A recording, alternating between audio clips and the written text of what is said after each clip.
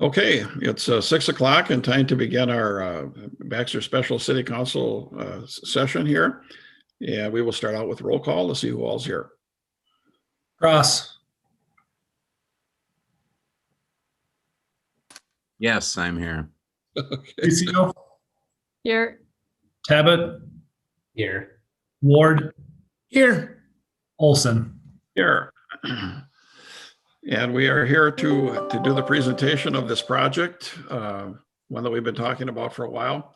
So at this time, I'm going to turn it over to our contract engineer, Mr. Alex Bitter, is going to lead us and go through the presentation with us. Alex. Thank you, Mayor. Thank you, Council. I'm going to share my screen and we will get this going.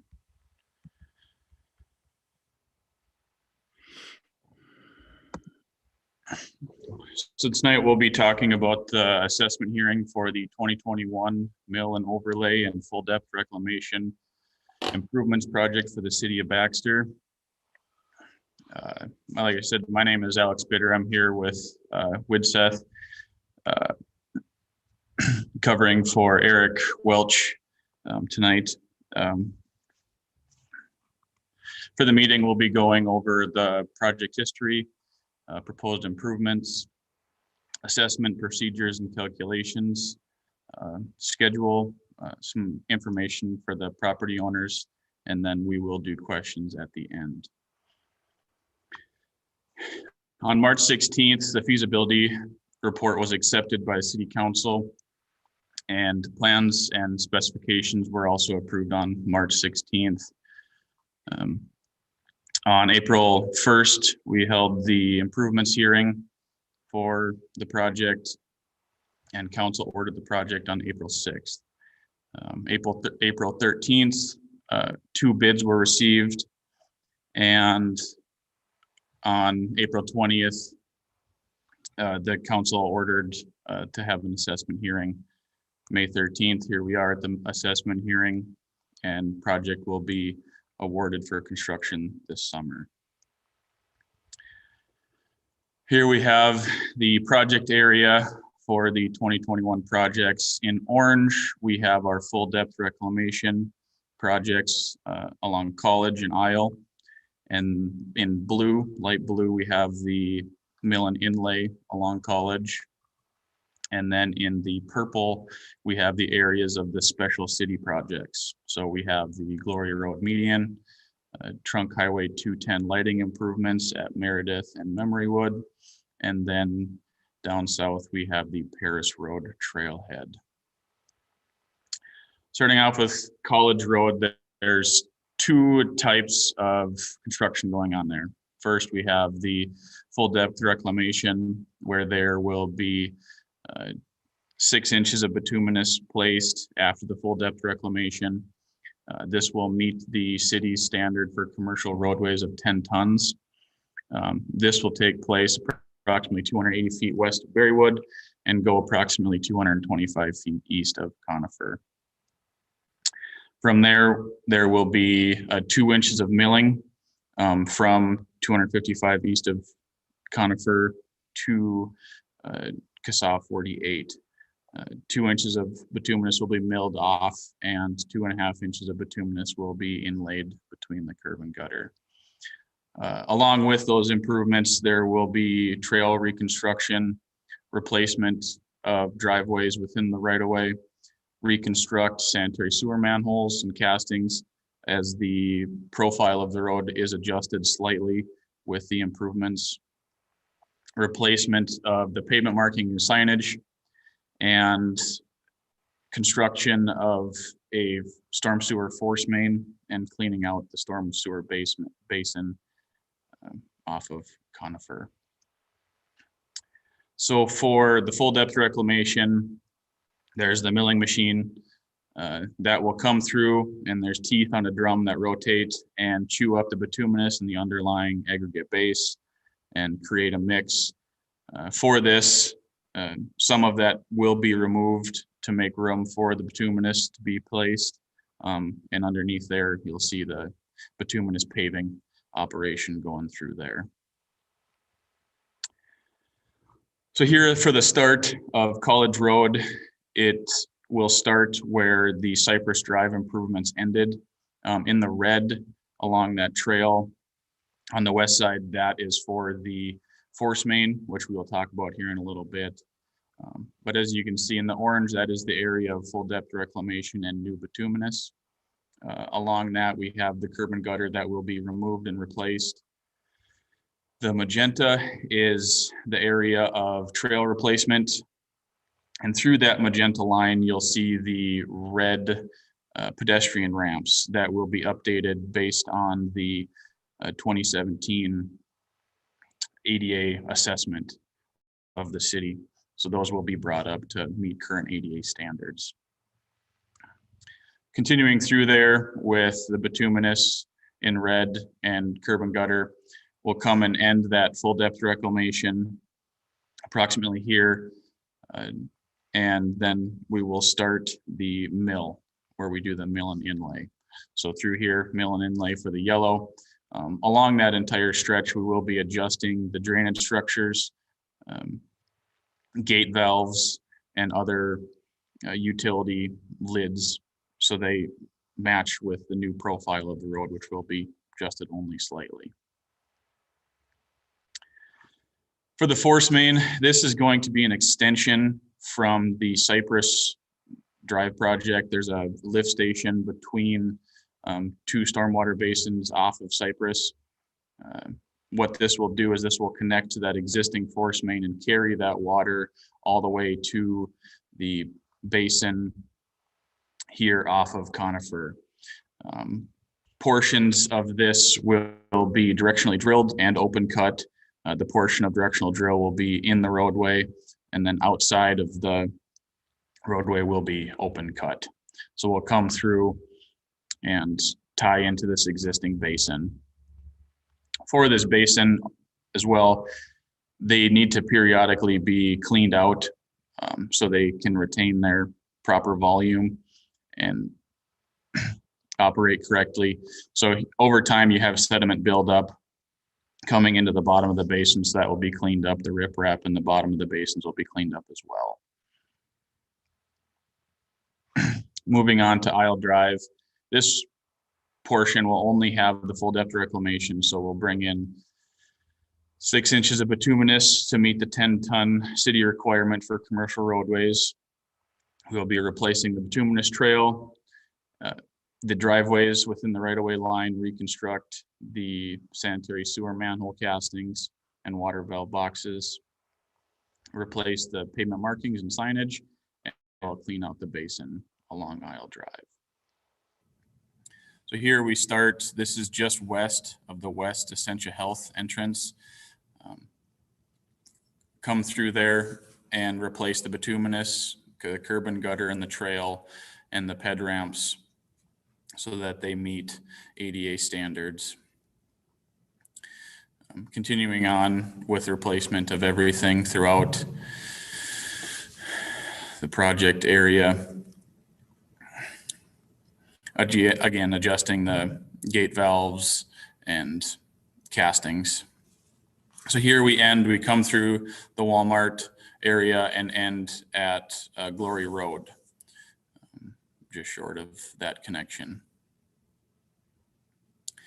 Along Isle Drive, there is this basin there currently. This is south of Walmart.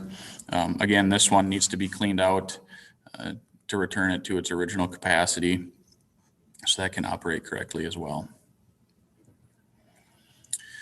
Glory Road, there is an existing median there that originally had just class 5 in between the curb.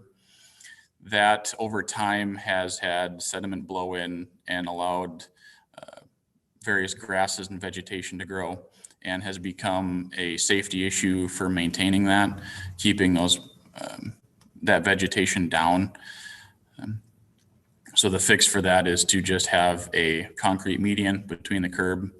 So here's the area in red, Elder to the west and Trunk Highway 371 to the east. And there will be 4 inches of gravel removed and 4 inches of concrete will be placed so that they don't need to maintain that anymore and keep that nice and safe. Along Trunk Highway 210, there are 2 areas of street lighting along Meredith and Memory Wood Drive intersections. At each of the intersections, here's Meredith, there will be 3 light poles placed on the eastbound lane and 3 on the westbound lane, similar to the intersection at Memory Wood. For Paris Road Trailhead, this will be reconstructing a bike and pedestrian trail entrance to the city system for the Paul Bunyan Trail. Some of these improvements have already been completed, like the striping in here. But what will take place this summer is the construction of this concrete area and tying in with bituminous. This will create 2 lanes for 2 directional traffic for pedestrians and bicycles. And what the city is looking to do is do boulders and bollards in here to keep motorized vehicles off of the trails. So to go over the project costs from the improvements hearing now to the assessment hearing, we have seen a decrease in the project cost in approximately 15%. Some of these items have gone down and some have gone up a little bit from the improvements hearing. But for the most part, all in all, it's been a decrease of approximately 15%. For the full depth reclamation portion, 100% of the project cost will be assessed up to 44 feet of roadway width. The assumed city cost would be any excess roadway width above 44 feet. The stormwater force main and pond cleaning, trail improvements, and then there's the city frontage for the stormwater basins and residential areas as well. So breaking that down, from the improvements hearing, we had approximately $176.40 per foot, and now here at the assessment hearing, we have $148.17. So that is a reduction, which is always good. For the mill and inlay, again, it's the benefiting properties will be assessed 100% of the mill and inlay. Project costs up to 44 feet in width. The assumed city costs would be everything above 44 feet in width, associated trail improvements, and city frontage, city outlot north of College Road. And again, from the improvements hearing, we had $67.07 and now at the assessment hearing, we have $55.34, another reduction. For the special city projects, Glory Road median costs did go down. And with the Trunk Highway 210 street lighting, MnDOT did respond and have comments. So those costs have been adjusted based on MnDOT's comments. And I believe that will be bid on the 20th. So we'll see how that comes back. And then Paris Road Trailhead did go up slightly. That will be funded from the Capital Park Fund. Here's an exhibit to show or to highlight the properties being assessed through these project areas. The magenta lines are the areas of full depth reclamation, and the light blue line is the mill and inlay portion. So you can see the different property owners throughout the project area. And again, along aisle, just finishing that out with the magenta FDR. Breakdown of the residents and what their amount is. Each resident should have received a mailed notice of the amount for the assessment to that property. For the assessment payments, Prepayment and partial payments are allowed up to 30 days from the adoption of the assessment. And that date will be June 17th. Assessment balances will be certified to the county in 2021 with payments to begin on the following year's county tax statement. The assessment balances for full depth reclamation will be over a 12-year period or a 12-year term, and for the mill and inlay will be a 7-year term. Interest rates will be determined once the bonds are sold. Future payoff requirements after certification, interest will occur through the end of the calendar year. After 21, payments in full must be made by November 15th so that you do not pay the following year's interest. To recap, at the improvements hearing, the estimated project cost was $2.7 million, and now here at the assessment hearing, it's $2.4 million. Through assessments, approximately 44% of the project costs have been paid through assessments. Now at the assessment hearing, it's 42. MnDOT funding has stayed consistent at 3%, and the city cost has gone from 53 to 55% of the project. Here are two graphs that show the funding sources. So the water fund to $10,000 is a very small percentage of the project. Park dedication is 3%, special assessments 42%, MnDOT covering 3%, debt service levy covering 28%, sales tax 22%, and the stormwater fund covering 2%. Where all of these funds are allocated, again, water is a very small percentage of the project. Streets, 68%, storm 12%, trail is 12%, and street lighting is 8%. For the project schedule, feasibility reports, plans, and specifications have been prepared and accepted by the Utilities Commission and City Council in March of 2021. Council adopted resolution approving plans and specifications in March, and then went to the improvement hearing in April 1st. Bids received April, 2 bids were received April of 2021.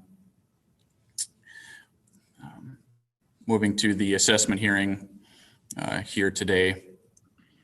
Council is anticipated to pass the resolution adopting the assessment roll on May 18th with potential to award the contract in June of 2021, which pushes public informational meeting in June and construction anticipated to start in the beginning of July. Some general property owner information. With most construction projects, there will be delays, dust, detour, and noise.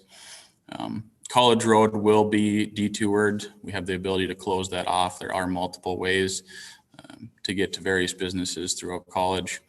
Isle Drive will be detoured, but it will be open to local traffic as there's only one way to get to some of those businesses. There is a potential for disruption in utility services, as with many construction projects. All entrances and driveways are scheduled to be replaced within the right-of-way. Driveway replacement will cause a construction joint in the bituminous that is recommended to have yearly sealing to prevent runoff from going in that crack and creating larger issues in that joint. Sometimes the property may not be accessible to vehicle, but it will be limited when that does happen. Mailbox supports will be replaced with a swing-away style. Property owners are responsible for relocating private utilities such as sprinkler systems, signage, and landscaping located in the right-of-way. The city will not be responsible for damage to private items located within the right-of-way. As I said, I'm Alex Bitter representing Widseth, but Eric Welch is the project engineer on this with his contact information right there, or Trevor Walter can be contacted with the city as well. and contractor Knife River out of Little Falls. Again, thank you, Mayor and Council. Are there any questions? Council, any questions of Alec before we move on? Does, Alec, do you know what the current interest rates on the bond sales are, what they're going for? Or is that something we'll address later? I believe that's something that will be addressed later. I do not know them. No. Okay, Anybody else? Okay, seeing none, then we will open the public hearing at 6:20. Just a little information here, maybe some direction. I don't know if anybody's in the wings here waiting to come forward or not, but if you wish to speak, we'd like you to raise your hand electronically on the bottom of your Zoom board there. And then one person at a time, our IT people will invite you in and tell you how to get into the system. And then once that happens, if you want to speak, if you give us your name and address, and then your comments, and they will be documented at that point. So we will open, again, we'll open at 6:20. I don't know if we have anybody there, Kelly or Todd. No, there doesn't appear to be. The way the system is, the council's flying blind here, so we're reliant on the IT people to tell us if people are out there or not. So if there's nothing recorded or showing up on the screen, then we will close the public hearing at 6:22 and bring it back to the council. Council's talked about this many times, and so we personally probably don't have any more questions about the project itself, but I just make a couple of quick comments here. Our contracting engineers, number one, they do a lot of these projects. They're pretty good at it as far as the bidding is concerned, and they try to be right on. Nobody wants to be too low and then have to raise it when we get to this particular meeting. That's not a good sign at all. So I think we all collectively hold our breath until those bids are opened. And I personally, I'm sure the rest of the council was just pleasantly surprised to see we're about 313,000 under the estimate, which certainly helps. And if you're looking at the full depth reclamation, that went down $28 a foot. And some of these properties are large. They have a lot of frontage. So $28 reduction is very, very helpful. And anyway, it was just really nice to see that that number come in, especially, considering the economy, the market, oil prices, very, very pleasantly surprised to see this happen. So I guess, Brad, you just want to wrap up what's next? We're at the next council meeting. Sure. As we conclude and end this hearing, we do have on the agenda for Tuesday night is for council's consideration is the approval of the assessment roll as it was outlined in the presentation. And a copy of that assessment roll will be included into your council packet. At this time, we're also considering, based upon the current climate in the construction industry regarding materials and things like that, we are having conversation. Don't be surprised if we also have awarding the contract on the agenda. If that does not occur, it'll be on the June 1st agenda. But we'll be, as a staff, assessing that tomorrow morning, and we'll be making a decision as to if it will be on the May 18th or on the June 1st agenda. Those will be the two items before the council over the next meeting or two. So with that, I don't have any other comments for council. Okay, Trevor? Mayor, City Council, just one comment that I wanted to put on the record is that no comments or letters of objection were received before or during the public hearing that I am aware of. Okay, that's good to make Wanted that on the public record. Sure. Good idea. Are there any other comments? Anything else we need to know here? Your Honor, I can speak a little bit to Councilmember Ward's question about the interest rate. Sure. Based on some recent sales, we're probably in that lower 3% range right now. So we do anticipate there probably would be some significant savings on that interest rate as well. Okay, thanks for sharing that. If there's nothing else, I guess I would look for a motion to adjourn. Well, prior to that, I'm kind of multitasking, but looking above the screen, I'm seeing Governor Walz is removing the mask mandate tomorrow. Words on the screen. So, Okay. more good news. Yeah. It is. Still looking for a motion. So moved. Motion by Cross, Second, second by Connie. Any further discussion? Roll call?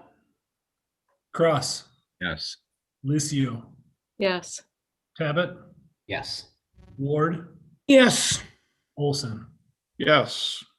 Thanks to all who've been a part of this project from day one. We're halfway there anyway, and now the construction begins, and we'll begin to see the progress there. So have a good weekend, everybody. Thanks, Alex, for stepping in there and doing